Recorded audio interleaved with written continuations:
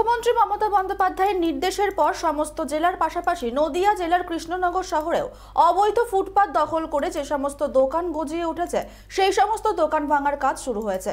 কৃষ্ণনগর পৌরসভার পক্ষ থেকে 3 দিন ধরে এই বিষয় নিয়ে মাইকিং করা হয়।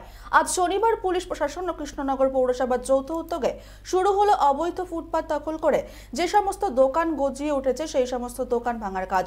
যে সমস্ত দোকানদারদের দোকান ভাঙা পড়ছে তাদের বক্তব্য তারা দীর্ঘদিন তাদের এই জীবন জীবিকা এবং পরিবার অতিবাহিত করছে, তাই তাদের যাতে ব্যবস্থা করে, তারা যাতে রোজগার করে, তাদের জীবন জীবিকা যাতে চালাতে পারে তার কথা যাতে ভাবেন মুখ্যমন্ত্রী মমতা বন্দ্যোপাধ্যায়। এই বিষয়ে বেশ কিছু দোকানদার কি প্রতিক্রিয়া দিয়েছে শুনুন। দিন ধরে এখানে আমার বাবার দোকান ছিল, প্লাস আমার 54 বছর বয়স, আমার বাবা মৃত হয়ে গেছেন। আচ্ছা, আর কিসের দোকান ছিল? এখানে পাঁচিল ছিল না, এখানে তারের বেড়া ছিল। কিসের দোকান ছিল আপনার? এখানে চটি সেলাইয়ের দোকান ছিল। আচ্ছা, রিপেয়ারিং। আপনি কি জানতেন ভেঙে দেবে? ভেঙে দেবো, 28 তারিখে সব শুনছি, এখানে ভাঙছে, ওখানে ভাঙছে, এখানে ভেঙে দিচ্ছে, ওখানে ভেঙে দিচ্ছে। আচ্ছা, মানে আপনাদের আগাম জানিয়েছিল?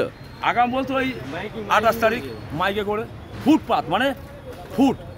আমরা তো ফুট ছেড়ে দিয়ে দোকান করেছি, ফুট দিয়ে লোকে যাচ্ছে আসছে, আর এমনিতেই কালেক্টরি কানা হয়ে থাকে। 3টের পরে কালেক্টরি কানা, কোনো লোকজন যাতায়াত করে না, এই কালেক্টরি কানা হয়ে থাকে। আপনার কি সংসার এর উপরেই চলে? আমার এর উপরেই সংসার চলে। আচ্ছা, এবার একটা বউয়ের চোখ খারাপ, আমার বউয়ের। এবার আপনি কি করবেন মনে করছেন? এবার কি করবো, বাজার কেড়ে খাবো, যাতে গুলি করে দেয়, মেরে দেবে না জেলে যাবো, এছাড়া পথ নেই তো। খাতায় করে দিয়ে যখন ভাঙতে হল ভাঙলো, কিন্তু কিছু ব্যবস্থা না করলে তো আমাদের আরও বিপদ আসছে। সামনে কী করে চলবে, কী করে খাবো, এটা তো চিন্তার ব্যাপার থেকেই যাচ্ছে। এখানে কী করবেন বলে মনে করেন? এখন কী করবো, আমাদের তো অন্য রাস্তা নেই, আমরা মদ মেজাজ তো বেচতে পারবো না। ওই এখন যদি খেতে না পাই তখন কিছু না কিছু করে খেতে হবে, এই হলো ব্যাপার।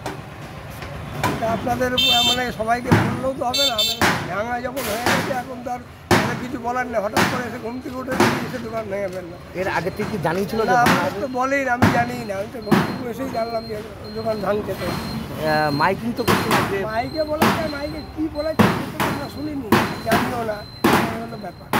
এখন যেটা ঘটনা ঘটে গেল, এটা তো আমার পক্ষে খুবই খারাপ। আমার তো কেউ হিসাব মতো কেউ নেই, তাও আমাকে কষ্ট করে চালাতে হয়।